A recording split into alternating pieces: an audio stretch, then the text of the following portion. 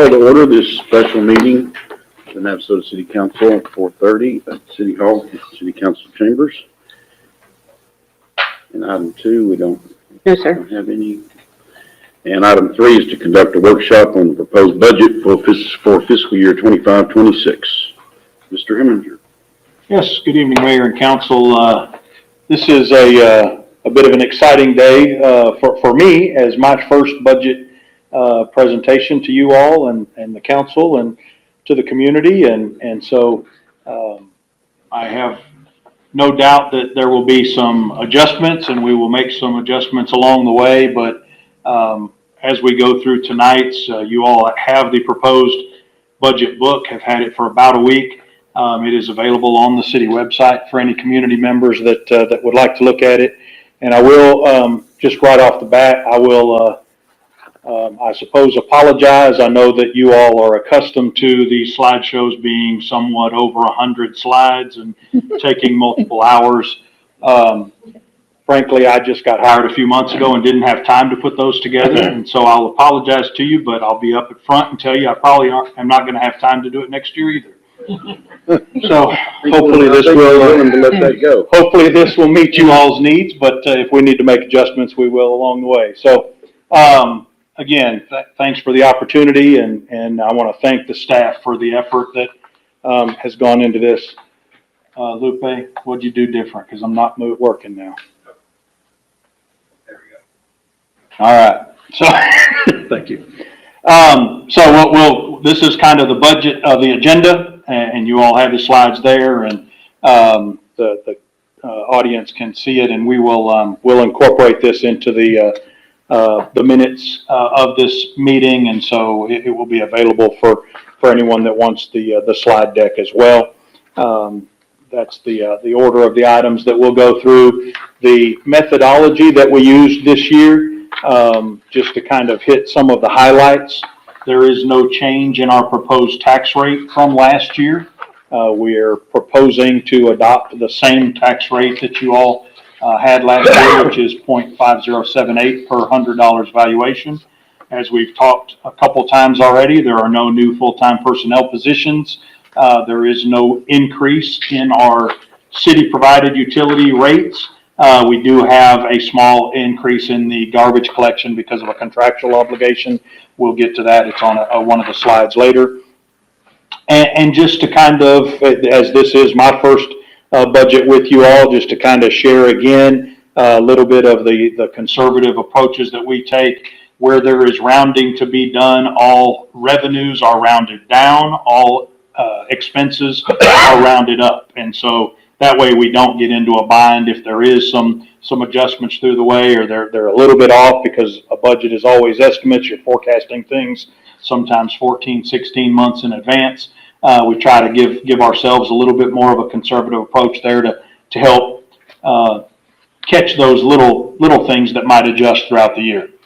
We do feel like we have improved transparency with this budget as opposed to prior years, where we've really simplified that approach to looking at our revenue against our expenses and keeping our debt service as a separate fund and tracking those separately, rather than trying to keep up with small portions of the debt throughout and broken up into the various city departments. We also separated out and really tried to emphasize our tracking of capital projects. The new software that we implemented earlier this year will allow us to track those with project codes, and will allow tracking and capturing of that data for reports in future, or if we're researching things, it allows us to track that a little better. And we've added some organizational efficiency through our tracking of departmental costs. Particularly, we've talked about the maintenance services, which will be a new department that you'll see in this proposed budget, and a new public works administration. And just to kind of hit a highlight on that, in prior years, we had some of our public works employees that were functioning in the utilities, but maybe they worked part of the time in water, part in sewer, part in gas, but their salary was budgeted all in one of those three. And so it really wasn't an accurate depiction of the costs that any one of the utilities should have been paying. And so what we do with this is we move those personnel to Public Works Administration, and then we transfer funds from the utilities that cover a proportionate cost of those salaries. We'll get into that a little bit more in another slide as well. And then again, those transfers come from the utilities into the general fund. That's also kind of a purpose for, or a precursor into why it might look like we have a bigger increase in our general fund than we actually do. But again, to talk about the balanced approach that we've talked about, I wouldn't call this the ideal situation, but I will call it a good situation that we are in. We tried to incorporate as much as we could of capital projects that we felt like hit the priority areas that the council has identified and our strategic plan identifies. And so we took a really close look at this year's budget that will be ending September 30th. And it appears that we will have about $350,000 in surplus at the end of this year. Money that was budgeted this fiscal year that we will get in revenue, but we will not expend in expenses. And so we used some of that to help us incorporate more projects into next year without dipping into the fund balance. And so the picture here is we will use some of that $350,000 to cover the deficit funding in what you see as a proposed budget. We don't have to do that. We could choose that, no, we want that whole $350,000 to go in our fund balance, and we can walk through what you all feel like are the lower of the priorities that you would like to see cut out of the proposed budget in order to get there. But we felt like this really hit as many things as we could without dipping into the fund balance. We're still balanced in that we're not going to dip into the fund balance. We're just going to use what will be left at the end of this year to offset that money. I hope that's an approach that you all appreciate and desire to do. But if not, we can go through the effort of identifying which projects should be cut out of this to make sure it is a truly balanced single year revenue versus expenses approach. And then as we look at the organizational structure, as we talked about, we're looking for ways to make this a more efficient organization. And on the far left side there of the departmental line, you see maintenance services. That will be a new department that's created. And there is another change. You also will see that the city secretary is along that line. I just felt like it really clearly depicts now the organization with the 10 departments that we have and the department directors.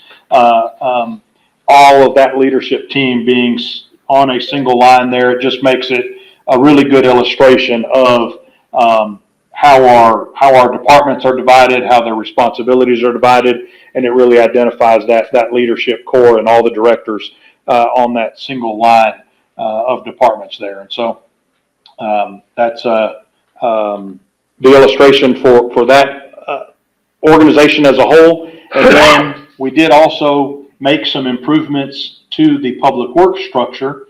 As you can see, they have had a director and an assistant director for some time, but they kind of had some lopsided responsibilities with a lot of direct reports and really not a good span of control for some of those mid-management supervisors. So now we have in that manager level, the superintendent role, we'll have 3 different superintendents, one over each of the major functional areas with a little bit better structure or efficiency built into that structure so that each superintendent is over roughly the same level of responsibilities and scope. Maybe not exactly the same number of personnel, but a little bit more balanced as to the approach there.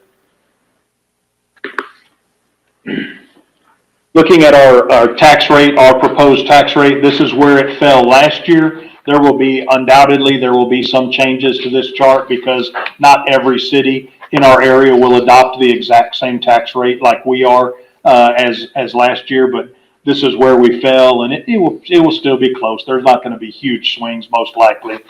So our general fund revenue, as I mentioned a minute ago, is approximately 18.5 million. That does appear, at least initially, like a 22% increase, but much of that, I would say about 6 of the 9 million, if I remember correctly, it's not 9 million total. That's not an accurate statement. Don't let me try to speculate on the numbers. Of that 22%, the vast majority of it is the change of accounting methodology of moving those personnel from the utility funds over to the general fund and then transferring that money in from the utility funds so that we're tracking their costs a little bit more accurately. The property tax revenue is total about 3.9 million, and that is up a little under 8% from last year. And so again, revenues rounded down. Utility rates, which are proposed, are to remain the same without the previously authorized increase.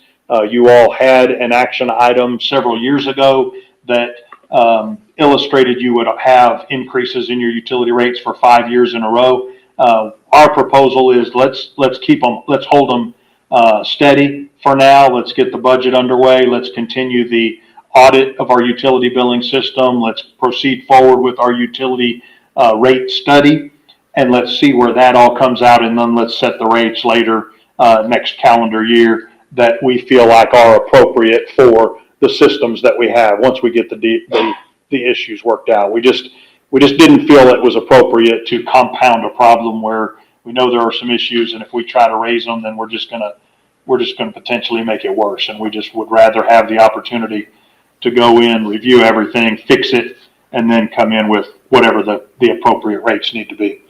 And like we mentioned earlier, garbage collection does have a CPI-based increase. This is the rate structure from your previous action, and again, we're going to propose to hold it at that FY 2025, so it's kind of highlighted in yellow there. We're just going to hold it. That's the current rates, and we're going to propose that we hold those. And then on the next slide, this is from Republic Services, the proposed garbage collection rates, which do reflect a 4.3% CPI-based increase that would be effective as of February 1st. It won't be for a few more months, but they are obligated to give us by July 31st. They're required to give us notice, and they have done so. So we wanted to go ahead and incorporate that in for everyone's awareness. Yes, sir. For the contract that we have with them, is it 1 more year or 2 more years? It goes until, if I remember correctly, January 31st of 27. So one more full year plus a few months. That's right. Right? I think that's right. I think, yeah. I can verify it tomorrow. I think that's right. Is it any way that we can get out of that contract with them? Generally speaking, no. Those are usually, and the city attorney would have to speak more to the legal side of that, but my experience is those really, unless they default by some egregious action, there's not usually an opportunity, because the way it's perceived is they've counted on that. They've bought trucks. They've accounted on those rates.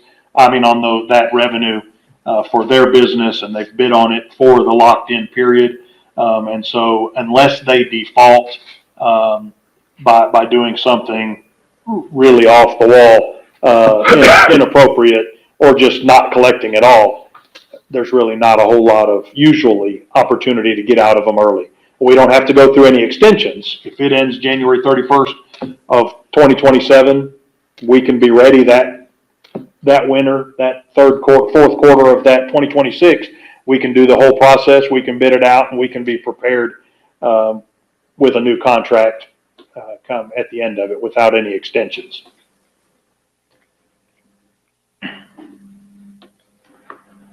And then when we look at the actual base budget numbers of our city budget, it's really no different than what we have in our home budgets. We have certain things that we have to pay. They have to come right off the top: our mortgage or our rent, our utilities, our basic food and clothing. The city has the same kind of things. We have personnel costs, personnel salaries that are built into that. We have equipment that has to be purchased or maintained. We have supplies for providing the services that we provide. And those costs kind of have to come right off the top, and then what's left becomes somewhat discretionary, and we have options of how we prioritize that, what we would in our home budget call our discretionary funding. And so we, as a portion of that, use our strategic plan to help guide those decisions. And you all have offered some thoughts on the strategic plan and where those priorities are and what those goals are. And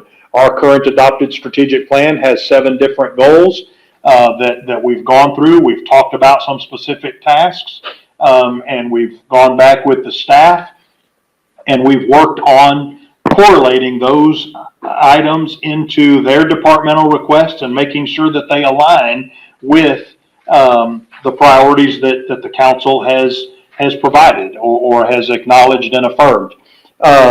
And so we've really tried to focus on, in this budget, particularly some quality of life initiatives and some infrastructure initiatives to make sure that we are really focused in on those things that are of high value and high importance to our community. And so as we move forward, I think that's what we're going to see in this proposed budget. And 2 of the things that we did want to kind of highlight were we still had funding from previous debt issuances that you all have authorized.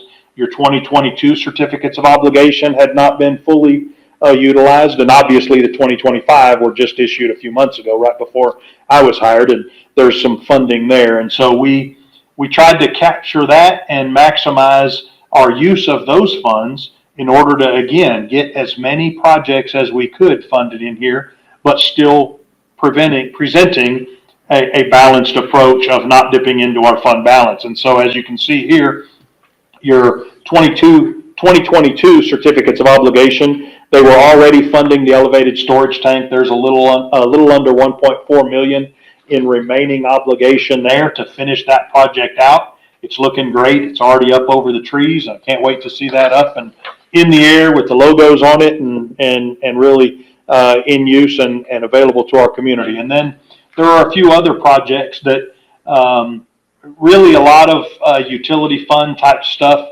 There is a need for another gas regulator station on the east side of Highway 6 if we are going to provide additional services and additional developments out there. And so as we've had some conversations, as we start preparing for that, that opportunity presents itself. And while natural gas is not available to do an impact fee on, this is one of those things that we would look for if we embark on this, if we do this, as we have developers come and approach us and they ask for development agreements with concessions for a special district, concessions for use of TERS funds if they're in the TERS area that you all have already created, if they ask for variances to your subdivision ordinances, anything that they come and ask for that you all feel like you might be willing to say yes to, that allows us to say, okay, we're willing to give you these concessions, but we've also invested, as you can see here, on the natural gas system, we've invested $750,000. We would like your development to pay a pro rata portion of that in order to serve the development that you intend to bring to our community. Again, we want to welcome the developers here, but we don't necessarily want the creation of all of the infrastructure to serve their development to be borne by our current residents. So we go into those things, and even if we can't obligate it through a designated impact fee, there are ways for us to negotiate that contractually with developers. And then there are a couple items there for a water loop and a gas loop to finish out the west side over near Pecan Lakes. There is some needed repairs at the wastewater treatment plant discharge site, and there is a need for a portable water pump, an upgrade to a portable water pump to help clean out areas when there's a water lake, to help pump out areas and allow the crews to get down in to service the lines in a more efficient manner. And again, all of those things we intend to fund with 2022 certificates of obligation that you all have already issued. The money is already sitting there in the bank, and these are eligible projects for that. So really, and you have, based on the offering statement that you gave, or that whoever the council was at that time gave, when that debt was issued, there is limits to what we can use those funds for. So we looked for opportunities to maximize and use those funds for eligible projects that would serve the community as a whole. And then on the right side, your 2025 certificates of obligation, there are a number of projects there. Again, these were things that got requested in this, or some of them were identified when you issued the debt, but some maybe weren't. But they are eligible based on the offering statement, and we feel like they would be the best use of those funds rather than them, again, just sitting and us dipping into fund balance to do these kinds of projects. It just maximizes that use. And so you've already done your pool repairs. The roof repairs and recoating at the library are already well underway. It's looking great. I went by there today. We do have some interior repairs at the library. I'll quickly touch on the two that are highlighted in yellow, just because as we were putting the final touches on the budget, we made some adjustments along the way. And initially, these two numbers were a little bit different.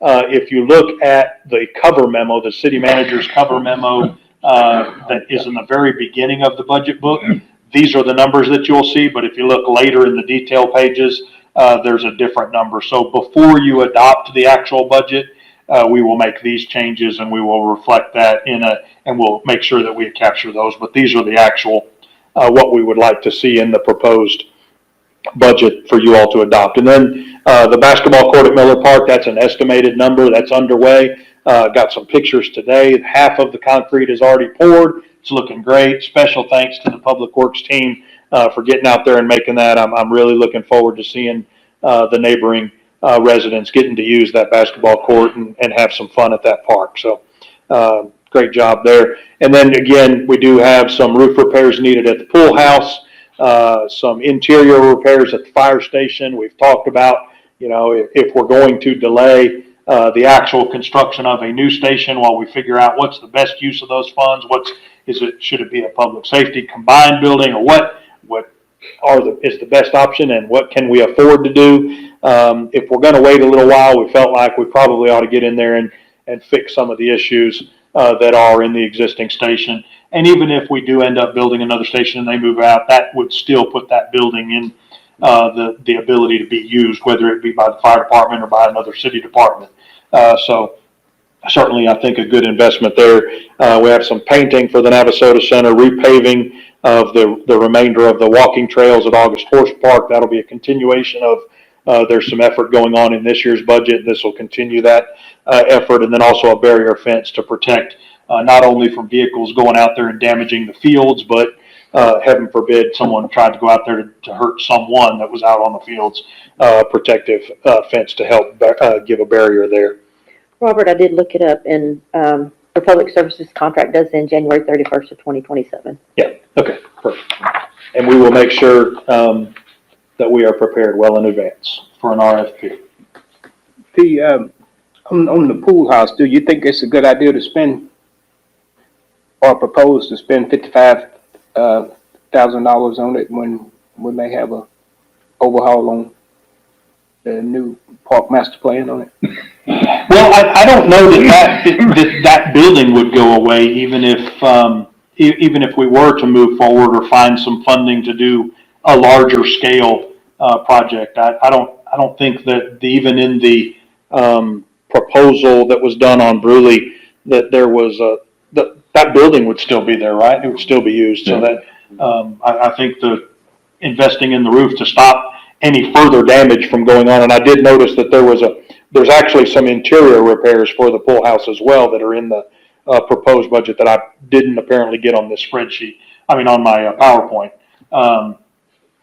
So that's, again, I think that fixing the roof stops additional damage from happening and minimizes what we will have to do on the inside. But right now, the building is really not usable, and we would like to get it back to a position where it could be rented out and be used. And even if we did decide to do something at that park on a bigger scale, because we get a windfall of some grant funds, I think we would still use that building. I don't think anyone envisions us discarding that building and starting over.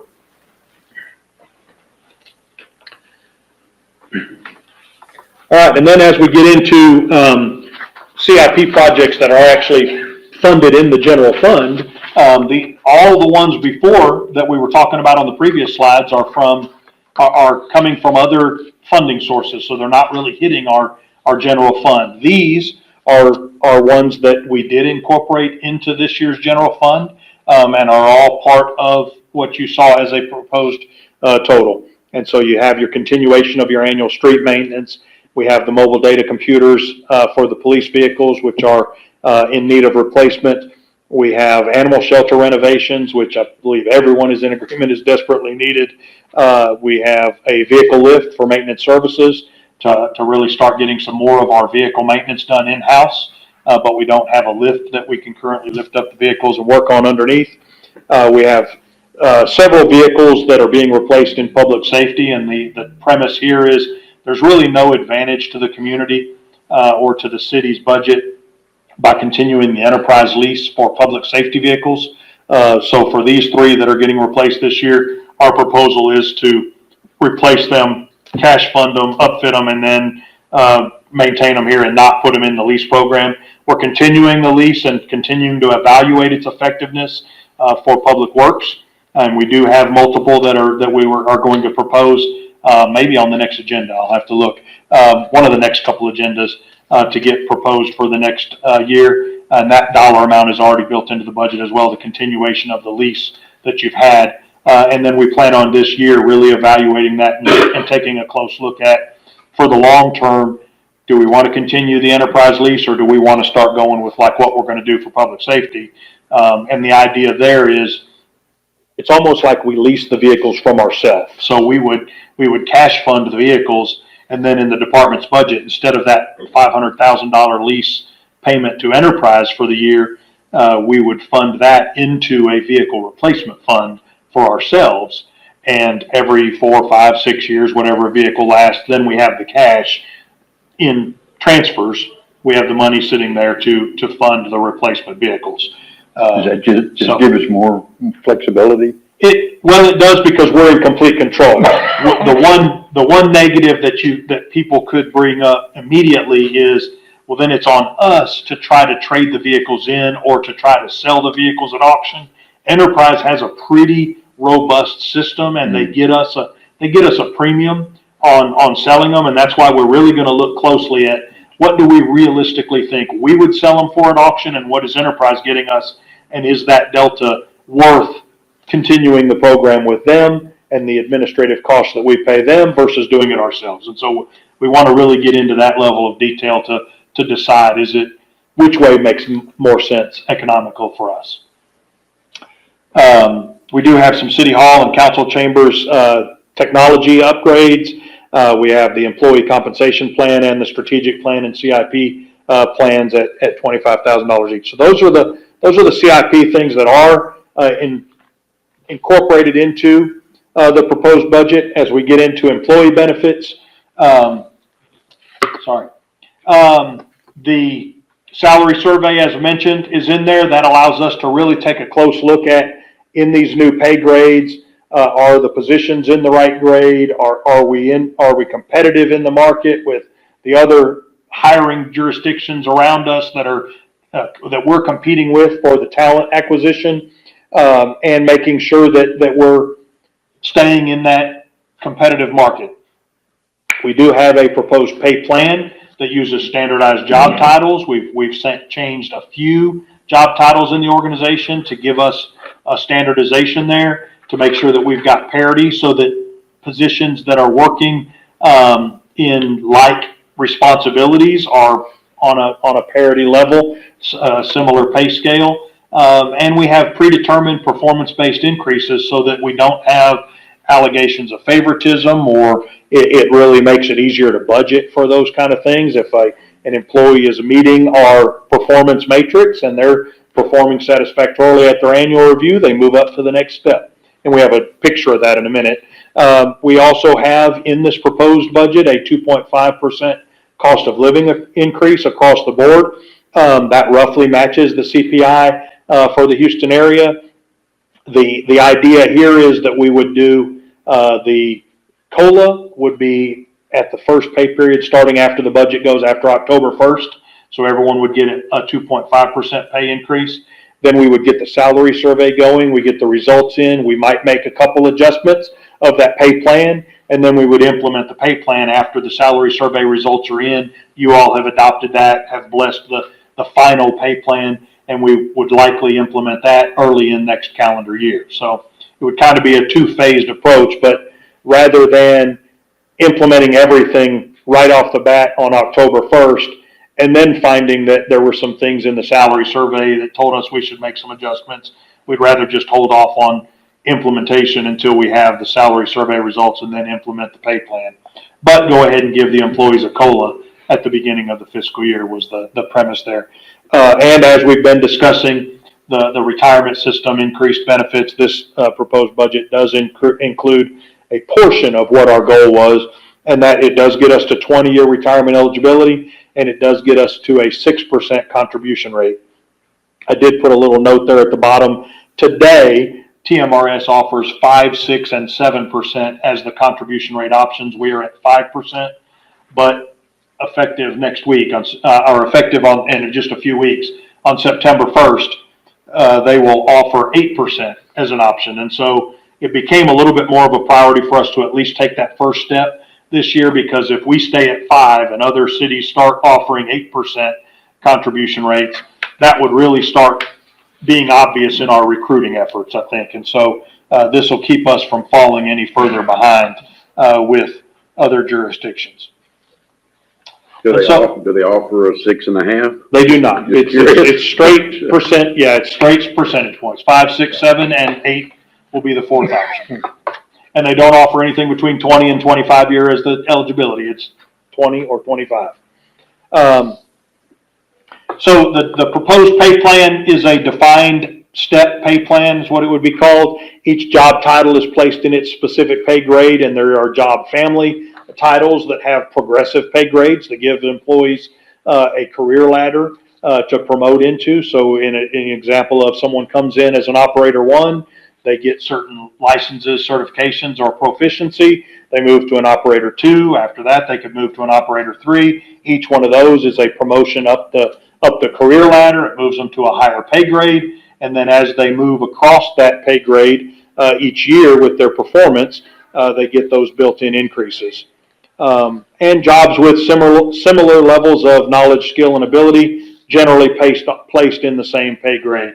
And so this will be very difficult for people in the audience to see, but it is in the budget. If you go online and download the proposed budget, this just kind of shows, this is the actual general pay scale. So for all positions listed there on the left, and how it starts at the probationary step all the way through their defined increases each step along the career path.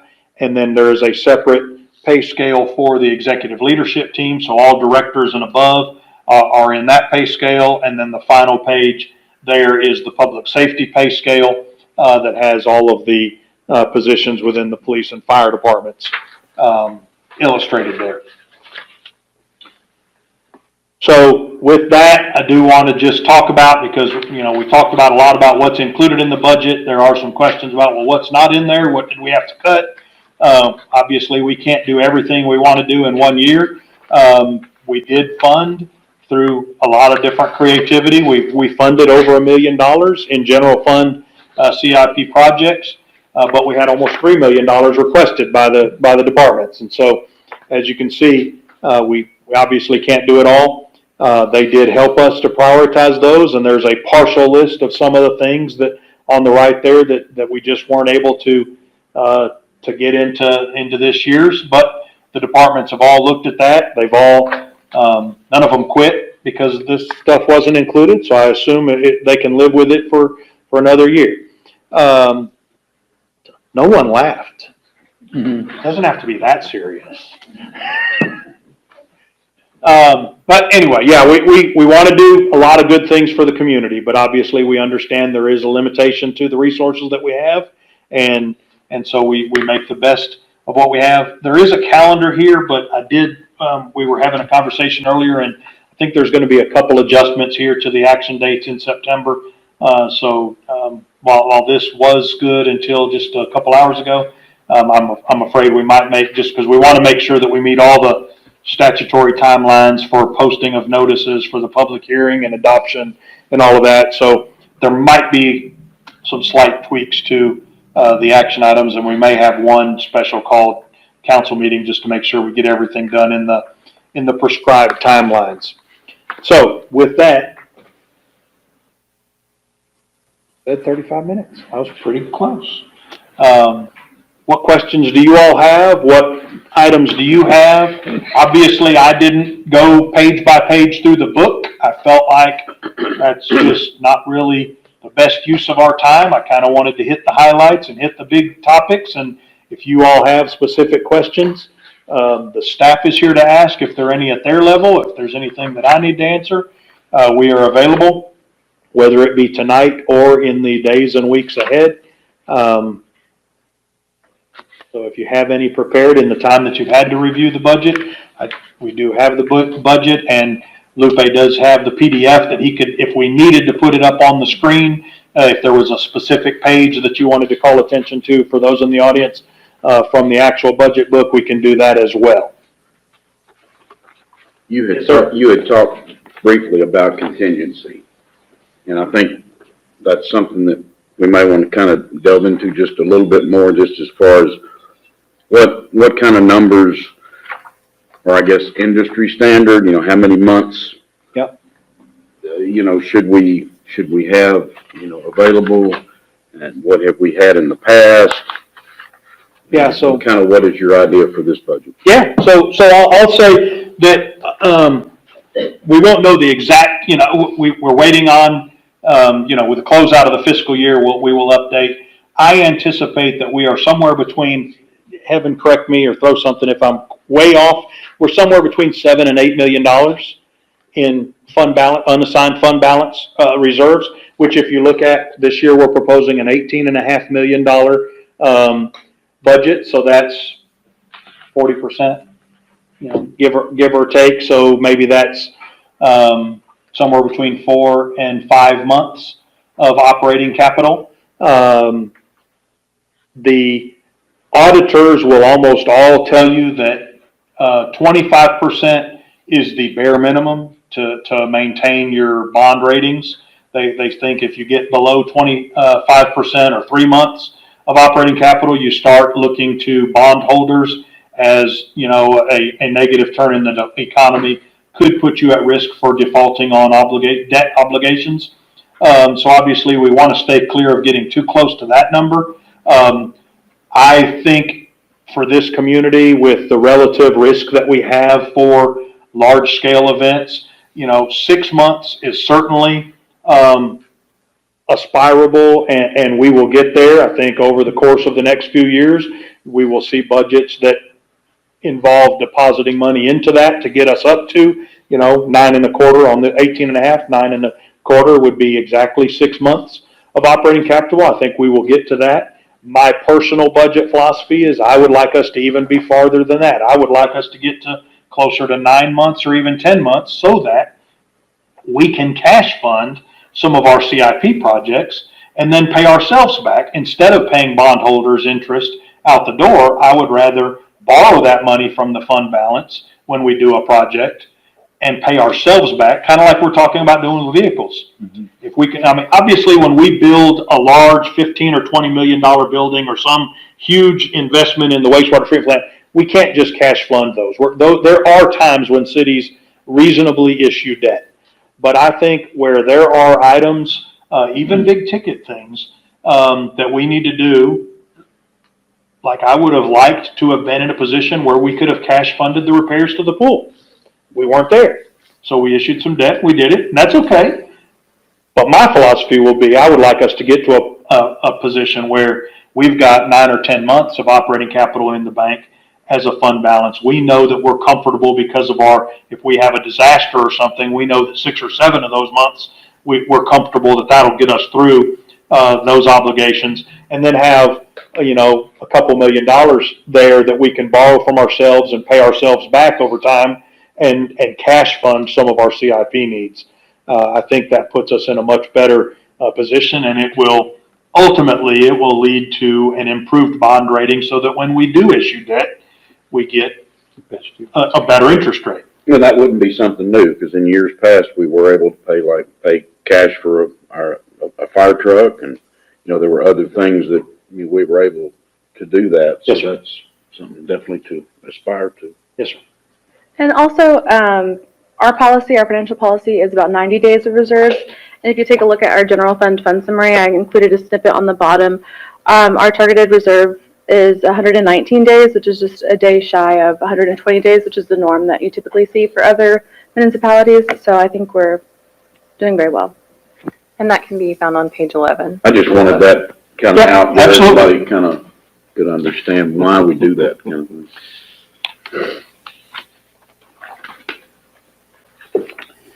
On page 12 Yes, of sir. the proposed budget book, under utilities, reimbursement and utility payment in lieu of, down at the bottom, Yes, sir. pretty large increase for this proposed year. Yes, sir. That's the product of moving all of the personnel costs, which used to be in these budgets. We moved them completely out of those budgets into the general fund, and now they are funding their proportionate cost of that into the general fund, and so the salaries will be paid out of the general fund instead of out of the utilities themselves. The bottom line didn't change much. It's really an accounting philosophy change where we moved the personnel over to the general fund so that each of these utilities, water, sewer, and gas, are only paying their proportionate portion of the employee's salary. So as one example, the Director of Public Works was last year funded 100% in the water fund. But she doesn't work 100% of her time in the water fund, so it made more sense for us to move that position to the general fund and take, I don't remember the percentage, but let's just say 25% of her salary out of water, 25% out of sewer, 25% out of gas, and 25% out of the general fund. It's probably not 25% each, but that was just, I could do it in my head quickly that way, as an example. And so really moving all of those positions and only making the utilities pay their part that they should be responsible for, that approximately reflects the percentage of time that employee works in that utility, gives us a better accounting, better tracking of the costs. Would that be just about the same thing on the next page, on page 13, up on the development service, on the filing fees? On the plat fee and the preliminary plat filing fee? On page 13? Yes, What line, where are we at? up on the development services. Uh-huh. 4045, Robert. Yeah, 4045. Okay, so one of the things that we are looking at and we intend to be coming to you all with is, as we prepare for these developments, right now, the system that we have in place results, we don't have an engineer in-house. So when we get a development application or a permit application, we outsource the review of those plans to an engineering firm. And from day one, as soon as we send it to them, we have lost money on that. So we are looking at what should we be collecting as permit fees for these developers so that we're not losing money. And so this reflects that, trying to at least break even on issuing permits and getting at least one round of engineering review done. It may change even more as we get into, 2 and 3 rounds of reviews. We may develop some other options, but we do intend to come to you all in the next few months with a schedule of fees amendment change to our development fees, so that we make sure that we're at least breaking even, and we're really establishing those permit fees on what it costs us to issue the permit. Okay, I've just seen it quite a bit increase. On the next page, on page 14, And I know that here a couple of months ago, we changed the fees of the softball, baseball team, football team, soccer teams on the, use of the fields. On the 6150, 6155, Mm-hmm. 6160. Did all those youth teams pay the fee? Yes.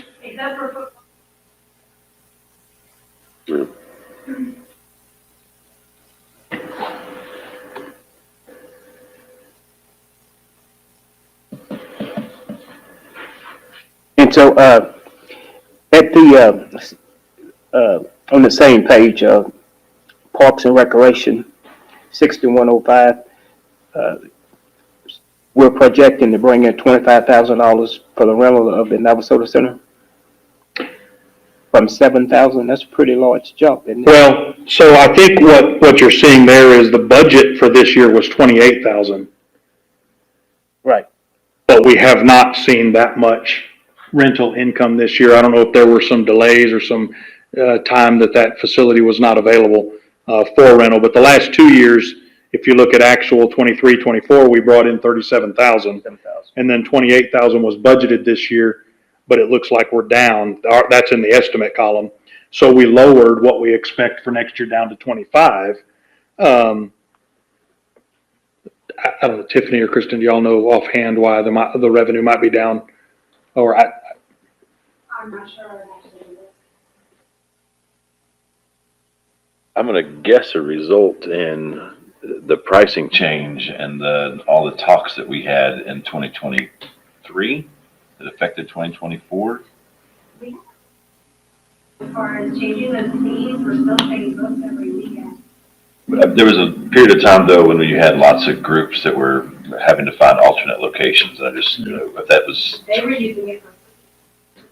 Heaven, can you look at what our year-to-date is? I want to make sure that 7,000. I was gonna say, that may be a typo. That may be 27. I It's don't know. awful low. Yeah, because I've definitely noticed, we get those regular reports. And Yeah, it has been booked. We're gonna look into that. We'll get back with you. Well, that very well may be Sunday morning. that 7,000 may be a 17 or 27. Yeah, I was gonna say that, yeah. Hope so. We collect credit cards. Maybe is not. Yeah, there could be a delay in the journal entry. And also, this year we are trying to like put everything in the correct accounts. So like if you look, you'll see that we have received revenue for some accounts, but there's no budget. So I'm thinking previously that they just lumped it all within that 6105 in prior years. And this year we're kind of just trying to break it out more within each account. That one.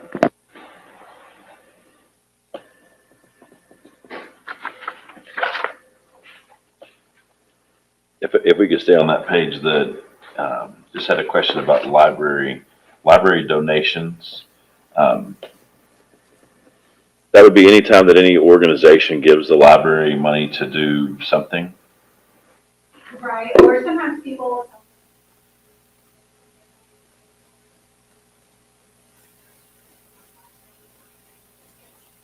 For $5, they'll pay.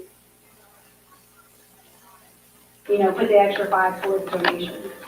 So that includes that. But we now have a nonprofit that's helping to fund something, I think, and so I was just curious if that nonprofit, if their money is going into another account. But they have their own separate. They're just, okay, so but they're collecting the money, but they're not saying, here, take the money, they're just doing it on their own.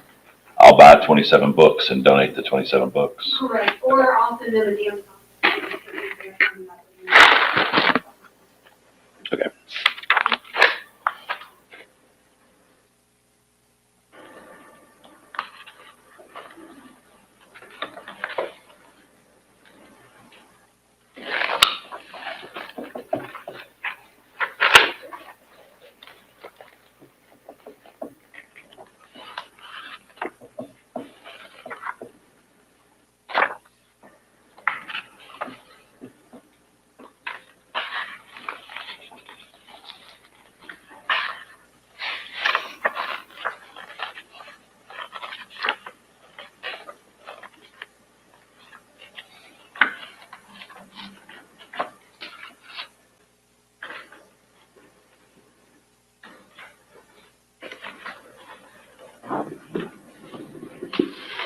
Feels like we should have the Jeopardy music going.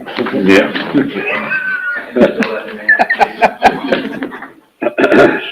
On page 23, Yes, sir. human resources, Yes, sir. $213,000 from 109 last year. Yes, sir. So the 109 is that they had a second position that was funded or that was approved in last year's budget, but it was never hired. And so we have added funding in for that position. We will only, the 109 shows it to be vacant through the rest of this fiscal year. That includes salary and benefits for that HR generalist position. If you look there at the bottom of that same page, it shows that in the 23-24 and 24-25 budgets, there was an HR generalist position, but apparently it's not been filled, or they had one part of the time in 23, they left, and it never got refilled. And so right now Peggy is trying to do everything on her own, and I feel like that's one that we need to really make sure that we get filled for her this year, so that department gets some assistance. I thought they moved that position to utility billing, like it just moved over. My They understanding is moved it that around. it was funded last year, Robert, but then those funds were redirected to another position Okay.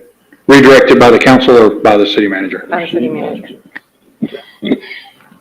Wasn't me.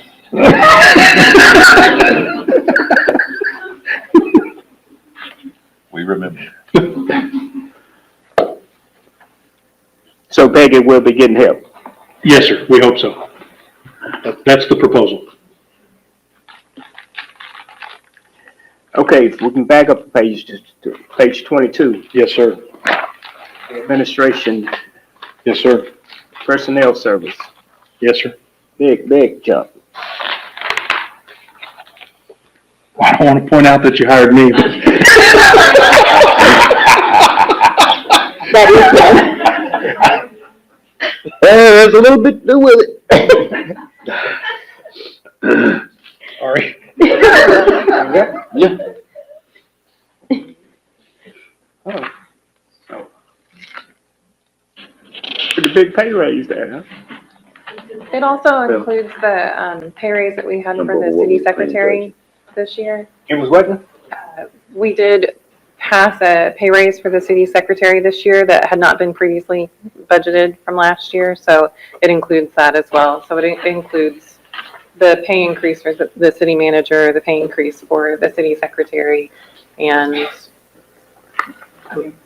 It also includes, I was gonna say, it does also include internship and part-time. Yeah, I was just We gonna had say some that funding in also. there. We had some funding in there also for internships that we're hoping to partner with A&M to expand our use of internships from there. And, so yes, it is slightly more than that. It also does incorporate all of the changes that we've talked about with the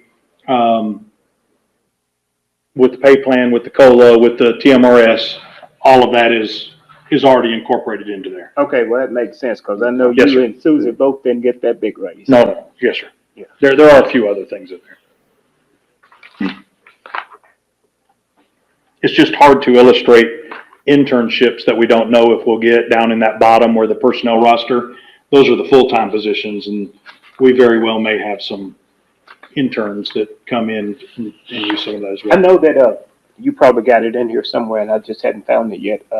Had asked after one of the Sounds of Summers about a drone for the police department. Yes, sir. So what we discovered in our discussions with the leadership team is the city already owned a drone, so we are reassigning that from. Oh, we do? Yeah, we're gonna make sure that the police department has access to that, to use in addition to, it's kind of shared between, development services, economic development, and the police department, and so we're gonna make sure that everyone marketing can all have access to it and make sure that it's available. But yes, the city did have one. I didn't know that when you asked me, but the city does have one.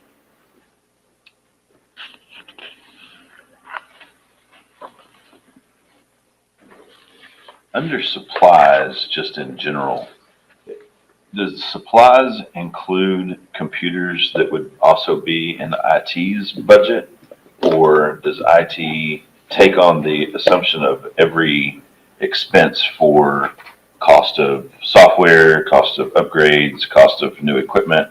Is that broken down in each department, or is that solely just looking at his supplies at 43,000, and everybody else's supplies? I'm wondering, I don't know if that's enough money to cover the whole city under his department, or does each department have their own? Yeah, I think it's kind of a combined approach right now, but we just didn't have time this year. What we would like to do is divide those out. In the IT budget currently, there are a lot of costs that we feel like would be more accurately tracked at the department level, like for specific software, for, production of, again, those kind of things, those hardware elements. Even all city cell phones, regardless of what department they're in, they all fall in IT. And so we're going to try to break those out next year so that we get better tracking and we have an accountability for each department that's using cell phones or desk phones or computers. And so today it's kind of a hodgepodge, and there's just some departments have budgeted for things and IT budgets for the big things like servers and those kind of things. But if it's a desktop replacement, that's probably in the department's budget.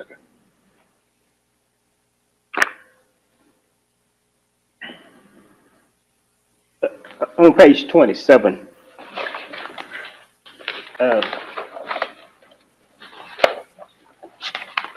in the personnel position roster, Yes, sir. building official plan examiner. Is that a dual position or? That's our current building official, right? Yes, it's kind of a misnomer because a building official does do Okay. building official.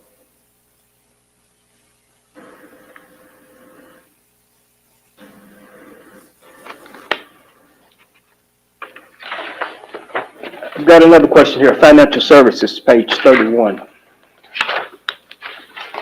At the very top, non-departmental, that 707 number. Yes, sir. So the non-departmental expenses, Heaven, I'll take a stab at it and then you can kind of correct.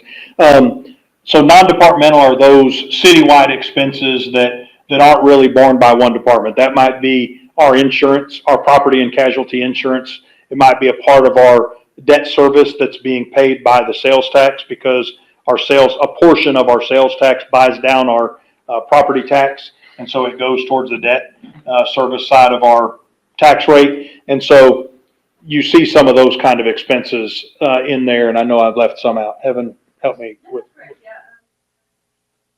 They haven't helped me. I did. He's correct.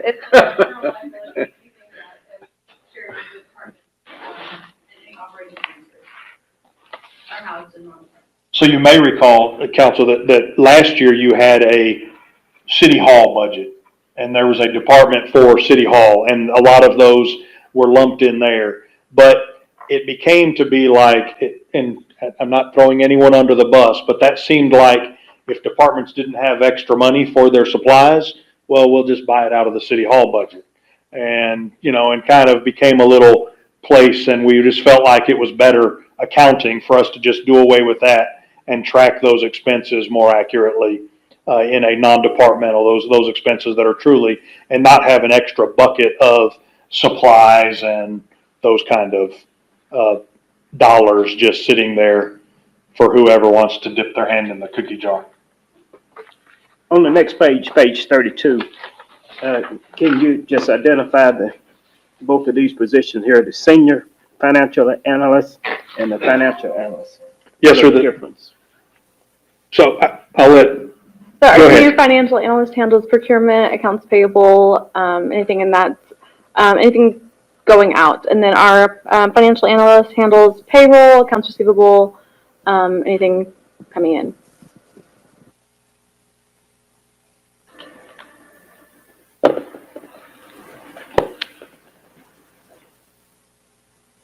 So it would not be uncommon, I would just offer from my experience, it wouldn't be uncommon, particularly in an organization this size.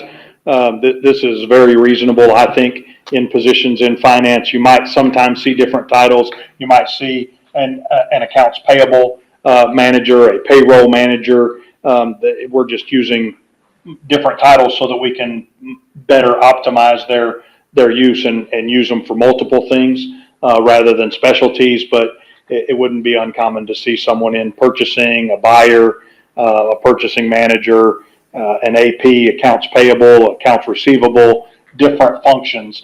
And so they're just kind of using the financial analyst positions to group a few of those responsibilities together under one person and divvying up the tasks.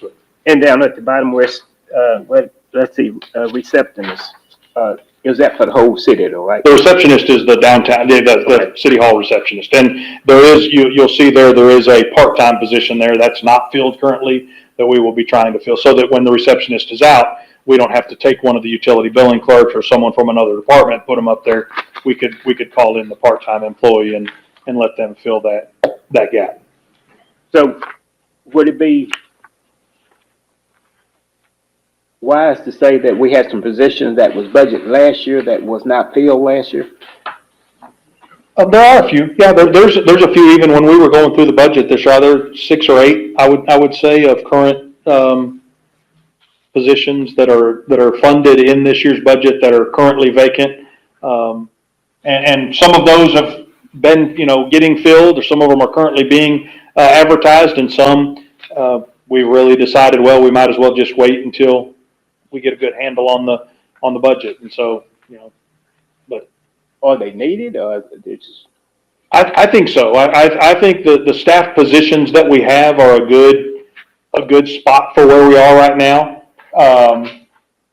We didn't add any, obviously, we had that conversation prior, but before we start cutting, I'd like to really get that opportunity to take a good evaluation of where are we, and if we need to make reassignments or shift things around, kind of like we've done in Public Works. They did a great job of coming in, sitting down, going through the positions they had, kind of organizing them under those superintendents that we saw on the chart a few minutes ago, and really kind of optimizing their organizational structure with the positions that they have. And then we can evaluate, okay, do we need more positions, or are we heavy in a certain area? I think that's a good exercise, and I think the departments are ready to embark on that. The reason I asked the question is, we're saying that we're not gonna hire any new employees. I just want to make sure that the general public knows that, okay, it was budgeted last year, but we didn't really hire. We may be hiring this year or something.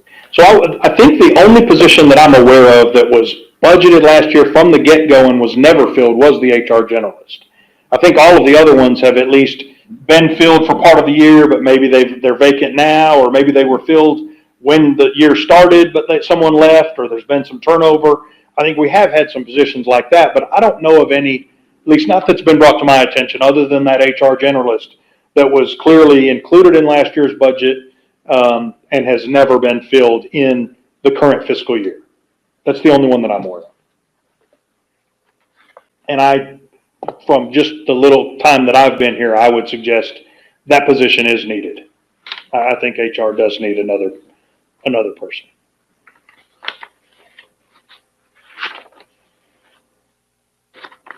But as you get more and more settled in, you may determine that, other things Absolutely. may or may not be. That's correct. But,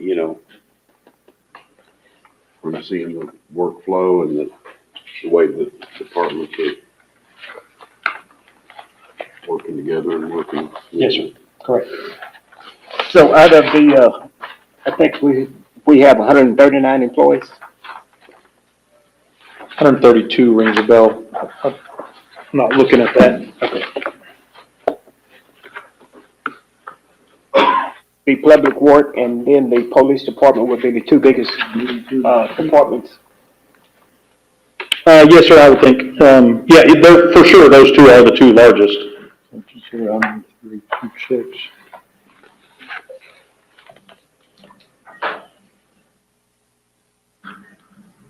Do you want combined part-time and full-time or just full-time? Part-time and full-time. Is it 139? I have 136 on the spreadsheet here, but that may not. I think that's full and part, that's full and part-time. The financial report. 6, 7, 8. Friday's financial report on your message. You got 132. Sure, 132, okay. I think there's a number of paychecks. Well, we may have some seasonal workers on there for now, because of the pool would have still Other been. people who were on vacation. Anyway. I can get you a better answer, but it looks like, just a quick glance, it looks like 125 full-time and 9 part-time on my spreadsheet that I'm looking at here. Is that, I would think there's more, part-time, because how many part-time firefighters do we have? that's what I'm counting them. There's 8 part-time firefighter positions. And we have 3 part-time, Navasota Center I probably attendants. skipped over them. I was trying to run through 130 lines real quick. Yes, I see them. There are, yes, 3 part-time, so that would be 11 part-time. So from 136 total minus 11 part-time would be 125 full-time.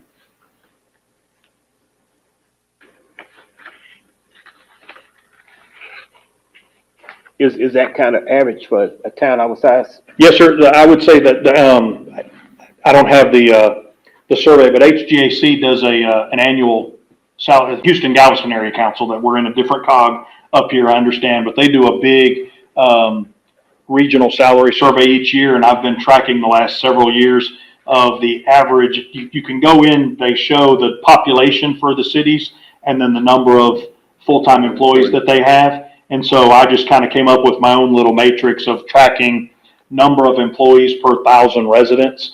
And so the average is usually somewhere between, it's going to be a wide range, but you'll see somewhere between 12 and 20 people per 1,000 residents. If we have, let's just say 10,000 residents and we have 120,000 employees, that would be 12 employees per 1,000 residents. I know we don't have exactly 10,000, but we don't have exactly 120. So I'm just trying to do something I can do the math in my head.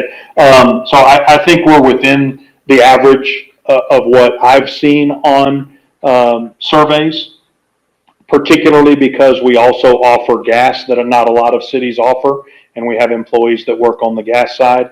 So I think a 12 to 15 employees per 1,000 residents is a reasonable number. Doesn't mean we can't make ourselves more efficient and can't get towards the lower end of that range, but I think that's kind of where we are today, and we'll continue to look at that and see if we can find even more efficiencies and get lower, or do we need to add some positions because there's gaps that we're not able to fill with what we have.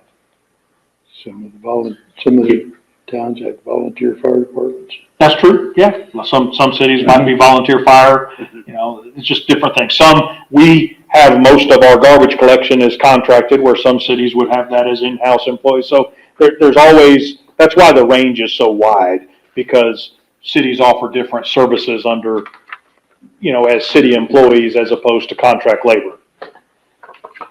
What about city engineer? I know that that's been done different ways with us over the years, mainly because of just availability of Yeah, being able to do it, but. I think if you're happy with the way it is and getting good service out of contractors, there's nothing wrong with keeping it that way. And if you, at some point, decide you want to hire that, certainly a city this size could certainly hire an engineer, and it wouldn't be, no one would say, why do they have, they're too small for a city engineer. It's just, but that's really just a matter of preference of, are you getting good service from the engineers that are working for you right now, or do you want to in-house I it? would just ask Lupe, is it just for our knowledge, Yeah, I mean, things are the going various pretty smoothly. the various companies we use, they provide good service. Is the turnaround pretty good? Yes, sir. No, it's definitely gotten better now that our building official, and we've got those positions field, that's helped a lot, I'm sure. Yes, sir. Yeah, having the in-house building official has helped on the commercial and residential construction plan review side. That has turnaround is really quick, and obviously you get more customer service having that in-house.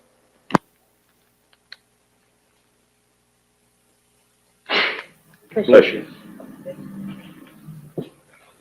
My last question, Yes, sir. page 43. On the library.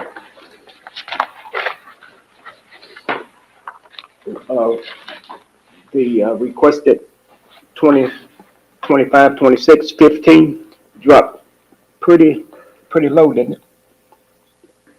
From the last two previous years. Under the service and charges, Yes, so I believe what that is that's, in services is where you would find the maintenance obligations, and most of the maintenance for most departments was moved, God bless you, to the new maintenance services department. So that funding just moved out of the department budgets over into maintenance services, a new budget.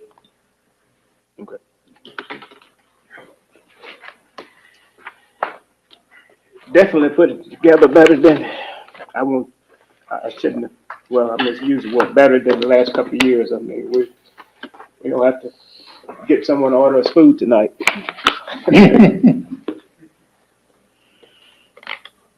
Well, we could have ordered food, if that would have made it better.